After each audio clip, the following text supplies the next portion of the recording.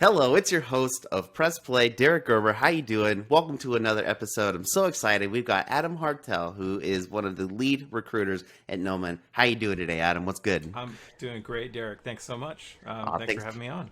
thanks for jumping on the show, man. We're really excited to jump into the world of animation behind the scenes, more towards video games today. And that's a part of the excitement on this episode is that when we talk about the business side of bringing stories to life, it always takes the artist to make that happen. And so we have a specialist here in the game who recruits some of the world's best talents that are being trained right now to create your up and coming favorite video games and movies out there in the wild. So I'm going to let Adam talk more about it.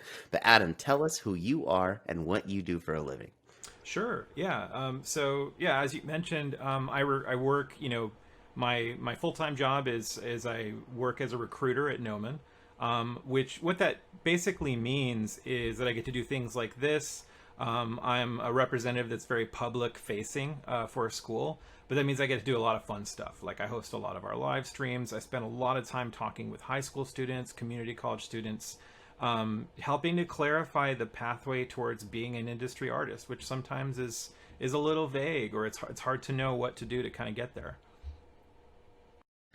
And when it comes to traveling and putting the name out there, how is Gnomon innovating in terms of the world of marketing from recruitment side of things? How are you differentiating yourself from the game? Sure. Yeah. I mean, one of the things that I love about my job, because I'm also an artist. I'm an artist first. I work as a concept artist. I've done stuff in video games, and as well as working on characters and costumes for film. So I work at Gnomon out of passion. It's the school that I wish had been around when I was graduating from high school. And what's fun about Gnomon, which I'll have an opportunity to share a little bit more later, is really it speaks for itself. Like I feel like my job is less like trying to market Gnomon to people and more like I get to be Santa Claus and show up and you know be like Han Solo in The Force Awakens, just go, it's real, all of it's real, like it's all here. And I think the people that are really passionate about that differentiate themselves. So really, it's more about me just connecting people whose dreams align with what Gnomon is offering, and to say you can have access to this.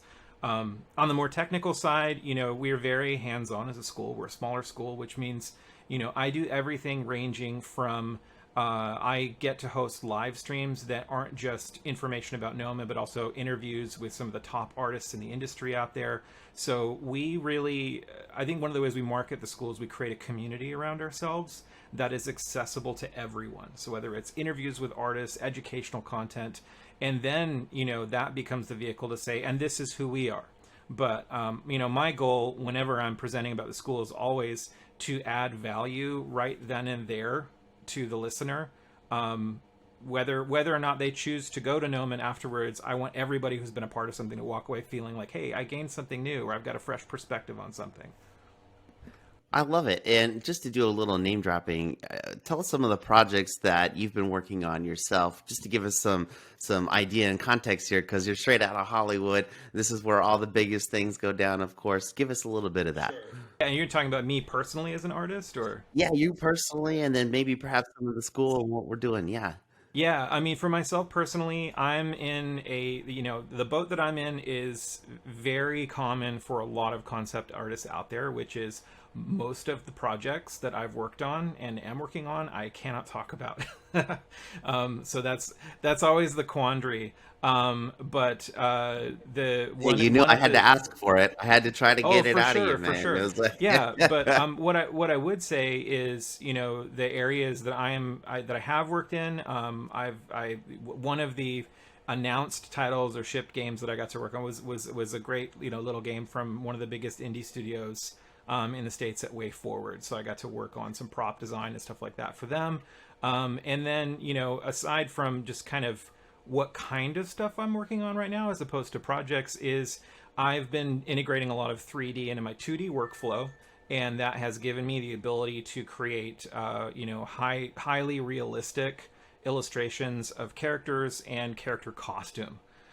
So that's kind of the wheelhouse that I'm working in right now. That's amazing. We're both in the industry of bringing stories to life, just in very different ways. So And being yeah, and as you can see, I'm a massive Star Wars fan. So you know, if you go to my Instagram, the majority of that is going to be personal work, and it's a lot of it's going to be Star Wars related, just because that's when I want to have fun. That's what I like to make. As far as Gnomon goes, what I would say about Gnomon is what we are. One way to say is what we are creating. The art that we are making is we are forming the some of the top artists that are going into the industry today. So our alumni have worked on amazing projects, you know, ranging from Marvel MCU films to some of the action blockbusters that you see. A lot of the major films that you'll see out there, if you can imagine the movie poster, a very good portion of them has been worked on by a Gnomon grad. And then as well as games, you know, we've had alumni working on games like the God of War franchise. We've got alumni at Naughty Dog, you know, working on great games like The Last of Us, and you know, the list goes on. And if anybody's curious about it, you can always go to our website and just go to Alumni Success, and there'll just be like a never-ending page of movie and game posters and stuff. I know about all those different brands and instantly had a flashback to all my childhood memories of just endlessly playing games till 2 or 3 in the morning. Oh man. And and affecting around, the world around us today. Yes, all these blockbuster films, it takes so many different people to come together in terms of a unification effort, but it still takes a lot of talent to want to pick up that brush and actually be the one who puts down that stroke of paint so everyone else can pull out their red pen and judge it.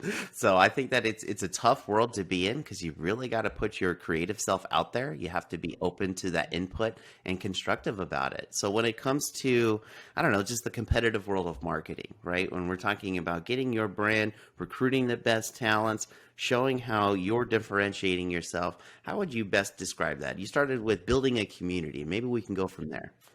Yeah, let's start there. I think it's a great place to start. One of the immediate things that comes to mind is I think, like I said, the most accessible part of Gnomon, whether you're going to Gnomon as a student, whether you're a fan of Gnomon, or you're just hearing about Gnomon, are our events. So our events range during quarantine. They've all been, online live streams and things like that, but we're getting ready to reopen campus in the fall, which means we'll be having live events at our Lenovo stage.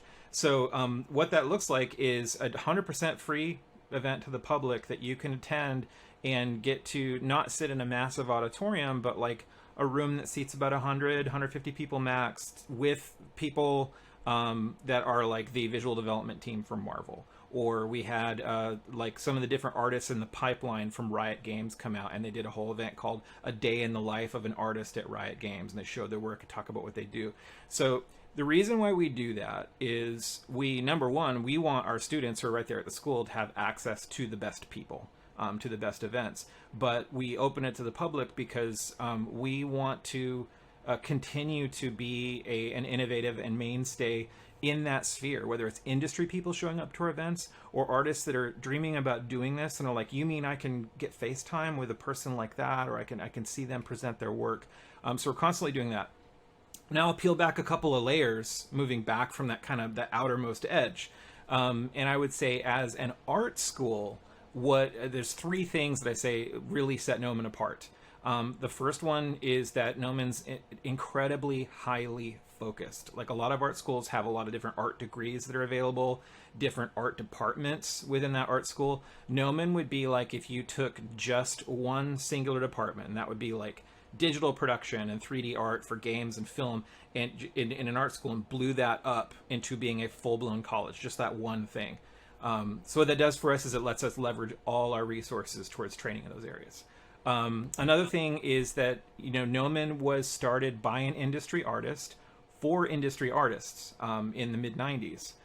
So that was, we were born kind of more by the industry, inside the industry, and the necessity for industry artists to learn this stuff when it was brand new. So that's always kept us in that sphere and helped us to stay cutting edge. But as we rapidly grew, we became, a more publicly facing school, offering a degree and all of that. And then sort of the third thing that I talk about is Gnomon definitely places its emphasis on education, right? Because we're teaching artists, we're training artists. But that education actually is there to serve a more important emphasis, and that is making artists ready for careers. So we don't want to be the kind of school that is just focused on teaching artists skills and then saying, now you go out in the wild and figure out how to turn that into a career. Our job is to make sure that we are supplying the industry with the artists that the industry is looking for. So, so that what that means in terms of like brass tacks is we have like, was it during the pandemic year in 2020, 94% of our graduates found a job in studio within 6 months of finishing our program. Yeah, so we have an incredibly high placement rate, a lot of success in finding work for our students. And then those career services are available to them throughout their career. So that last point, I think, is one of the things that just people just scratch their heads. Like they haven't really heard that before. So that definitely differentiates us. And then the last thing is like, just look at the student work. The student work is, for the most part, on par with professional work that's being done out there in studios. So yeah, that's kind of in a nutshell, as it were. No, that's amazing. You touched on so many different things. You've built a community. You're building brand awareness, brand legitimacy by name dropping, by bringing the talent to you. You're providing educational outlets for people to connect with the thought leaders in the industry. So it's genuine, it's insightful, and it's helpful. And the results show that 94% of them can get a job in the world's pandemic life, right? Crazy times as people begin to stream more and more content, more and more demands for new, fresh content obviously become available. And you can see that all of the students going through Adam's program seem to find their way on the backside of it, and we all get to prosper. So it's so cool to get this little bit of insight on the back end. So when it comes to the latest innovations in Gnomon, right? What inspires you? What sparks you next? What's the next plan here going on to the end of the year and beyond? Yeah, I mean, the obvious one right now is like, we can't wait to get back on campus and, you know, having all the students on campus. And if you go to Gnomon, or if you go to our website and watch our campus reel, you'll see that we are anything but sort of a typical college campus, like educational campus.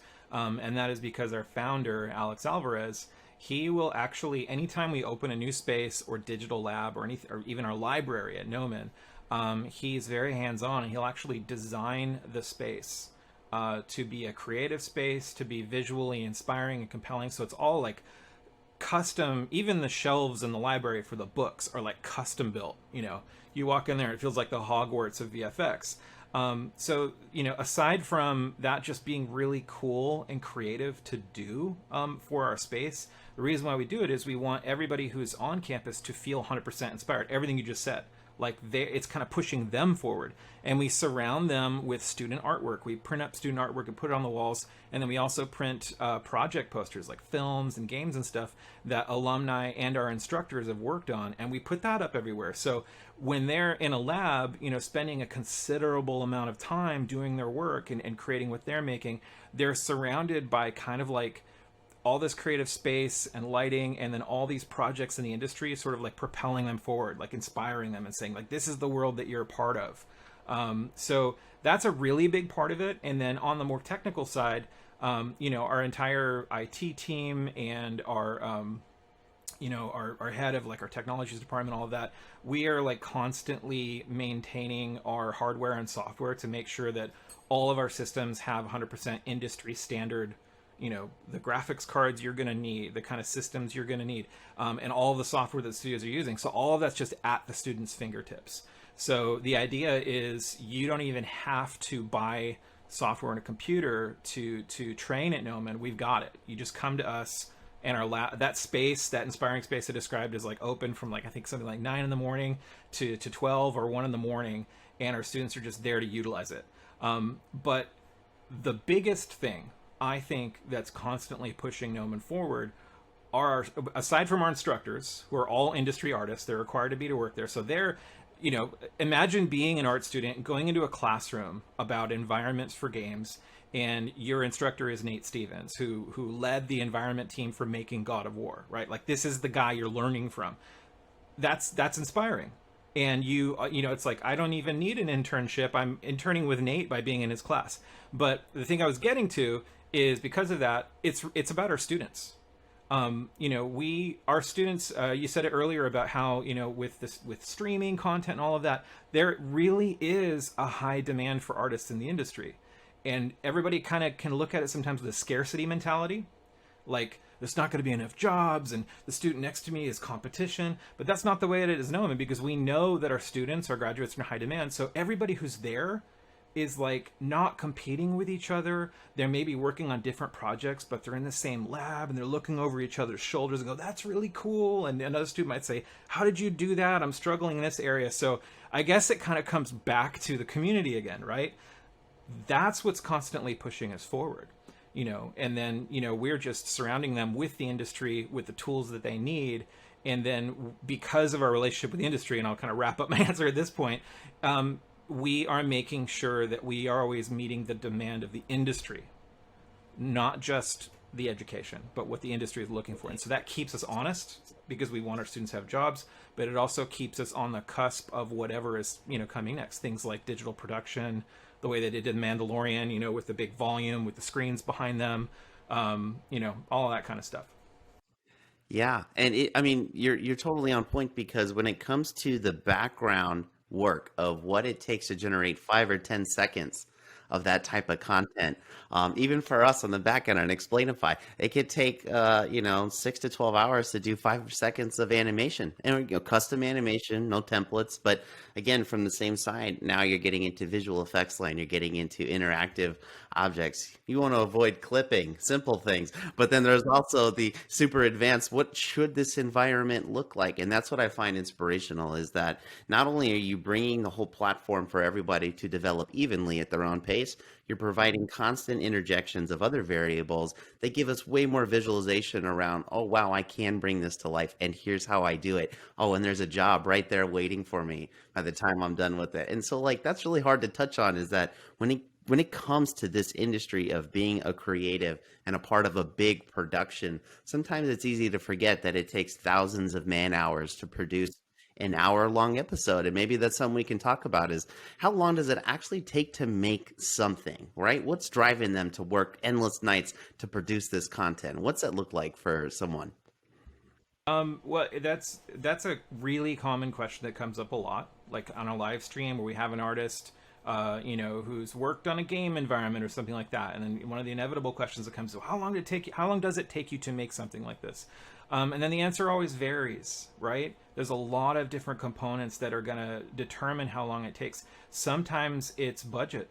Sometimes the studio or the director, the art director, is like, we can only afford to spend this much time on this aspect, right? So sometimes it's a constraint like that, and so the studio and the artists have to meet that demand, and they have to find a way to provide something good within a limited amount of time that's either dictated by money or by time constraint.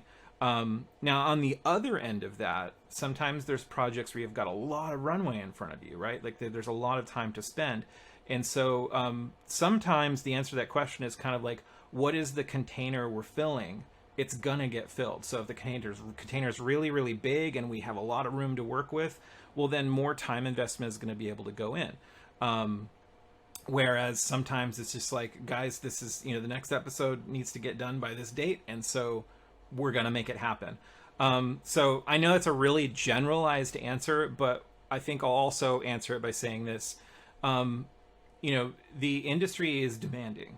Now, I think that there's been definitely in recent years an increase in culture and value on like, hey, let's not just overwork our artists, right? Let's make sure that if they have to make a sprint and pull a 60 or 70 hour work week for a project, that is just a sprint and that doesn't become like the common situation. And I think generally the atmosphere is getting better. But when it comes down to it, you've got to have the drive and the belief in the project to put in the time necessary.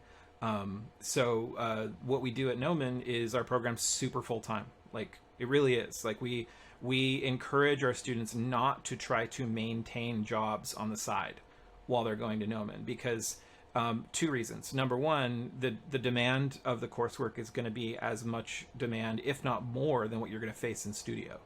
And that's by necessity, because if you want to be ready to, if you want those studios out there saying, we want you after 4 years in a program, that's the level of investment you have to make while you're in the program to get all the skill sets. But then the other side of it is, I've heard of alumni, finishing the program and they worked super hard and they go out and start working in the studio and they're like, hey, this doesn't feel super hard, in the sense of like, I not having to put in quite as many hours, or it's not quite as intense as it was at Gnomon. And that's also by design, because we don't want someone to go through a program to get a job and go, whoa, whoa, whoa, wait a minute, you want me to work how hard on this project?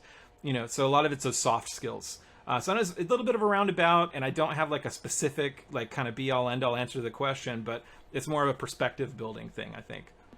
No, and this is perfectly right on topic, because it leads me into my next one, is that with different types of complexity around animation and design, do you see a trend in one direction or not? Like, are people going more towards the, let's just say, the aesthetic, psychedelic, freestyle world of things, or are they more dialed into real world type of animations? Given all the technologies we have to produce these things now, it's much easier to create something more realistic maybe than it was a couple years ago. But then, like, moving forward, there's all these abstract artists that are taking the scene.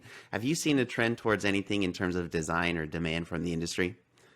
Yeah, I mean, I can answer that from the perspective of what I see that Gnomon applicants are into, Oh, I like where love it. they're coming from, what they want to do.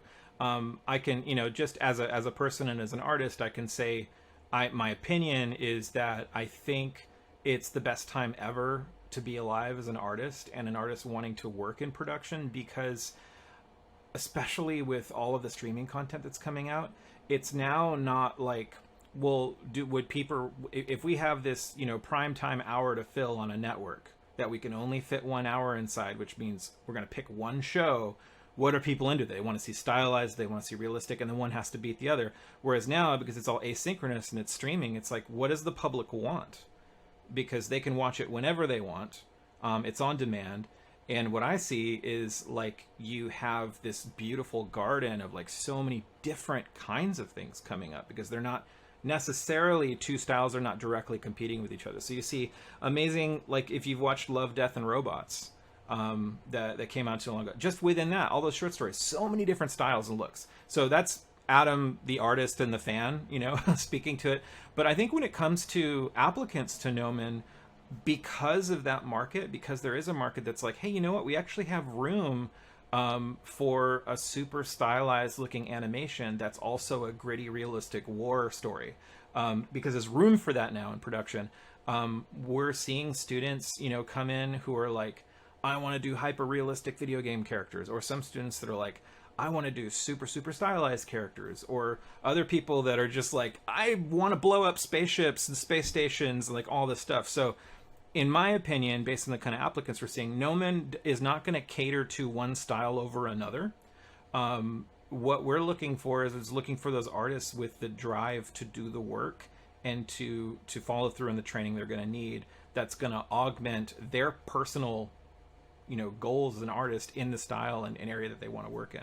I hope that helps. Again, it's kind of a broad answer, but No, phenomenal answer. You've nailed all the answers. And I'm just trying to be quiet because I talk too much. I get all excited. I get gushy about it because I come from this world of like, okay, you have to fit within the parameters, to now, hey, it's a little more freestyle these days. Come up with the next viral thing. Come up with the next viral look. And it almost kind of flipped itself on its head as being very corporate and structured as to what the expectation was, to even clients today going, hey, we're totally open to ideas. What would you suggest?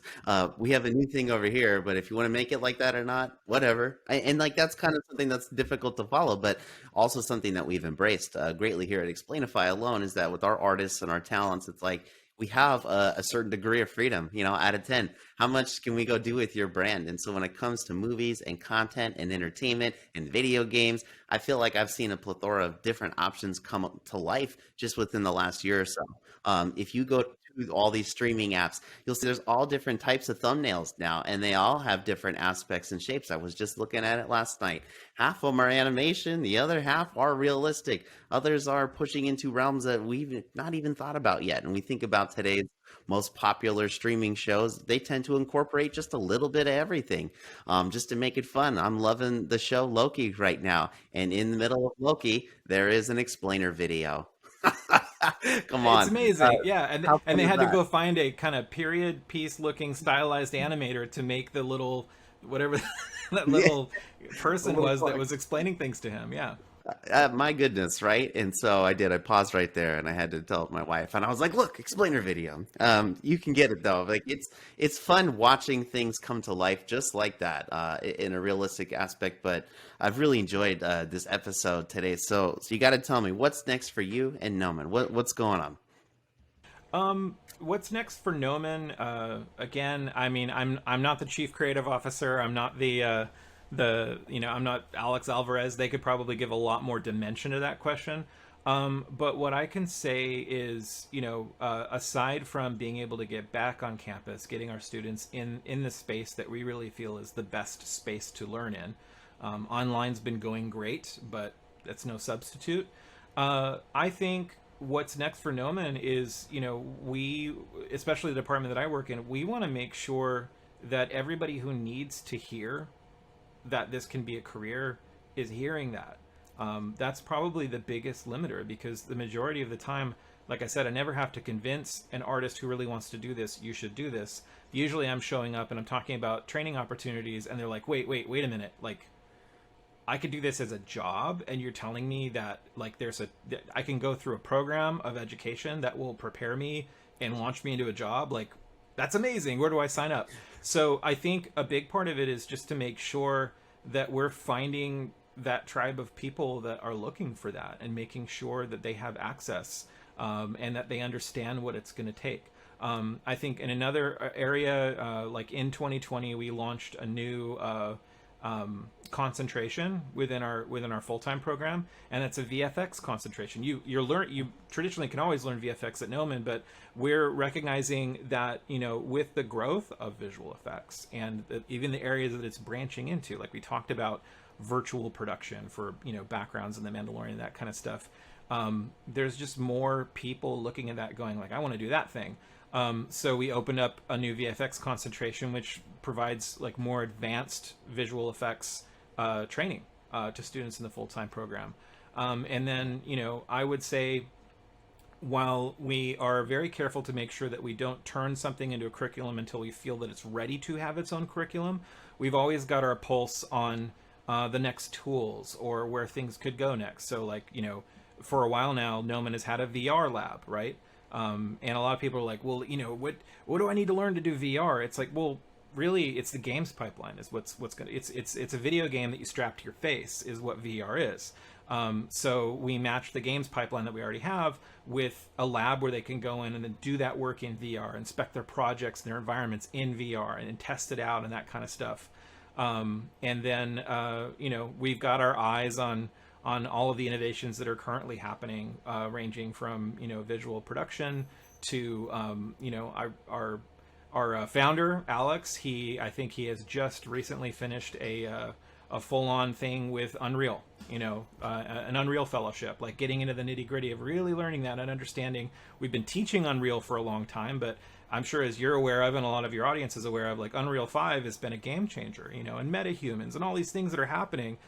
So Noman's looking at all of that saying, hey, that the industry is going to be using this and is using this. So we want to make sure that we are always aligned with that. So that's where it helps us to stay agile and stay relatively small as a school, is we want to make sure that we don't have to go through gobs of red tape to go, what, we need to be teaching this now. But we can really turn on a dime and say, let's get it up and running. Let's do it. Let's make sure the artists are learning what they need. I am geeking out over here. I could go on for hours talking about more and more, but I'm going to save Adam a couple of minutes there. But Adam, loved having you on the show today. You get us all excited.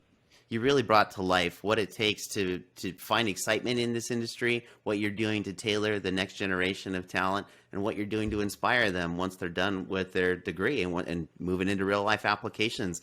Gnomon is creating content that we all love and enjoy today, and that's the way I look at it. And so when it comes to recruiting and inspiring that next generation again and again, the talent gets better and better as technology gets better and better. And I think that's what's so impressive to me is you've got an amazing bridge of technology, talent, and then inspiration. Only wonderful things can come from that as you start to bring people's stories to life. And so with that, thank you so much, Adam. Again, I've been your host, Derek Gerber on Press Play, and we'll talk again soon. Thanks. Thank you, Derek.